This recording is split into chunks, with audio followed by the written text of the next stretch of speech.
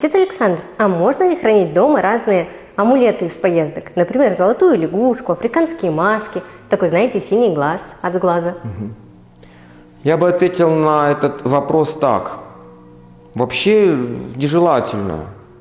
Но если мы представляем эти объекты как некие культурные артефакты тех мест мира, где мы были, как сувениры, это одно. Ну а если мы придаем им значение, там вешаем это с глаза, вот эти вот синие такие турецкие сувениры, действительно вешаем это с глаза, носим красные нити на левой или правой руке, мы начинаем придавать значение этим предметам, и мы опять же теряем свою свободу. Как написано: Господу Богу твоему поклоняйся и Ему одному служи.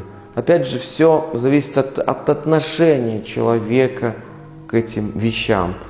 Если, допустим, какой-то, не то чтобы исследователь, а просто человек, увлекающийся культурой человечества, развитием человеческого общества, это где-то держит, как вот некие сувениры, это одно.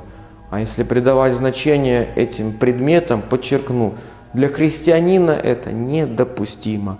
Поэтому, обращаясь к христианам, я говорю, что для вас это нежелательно, конечно.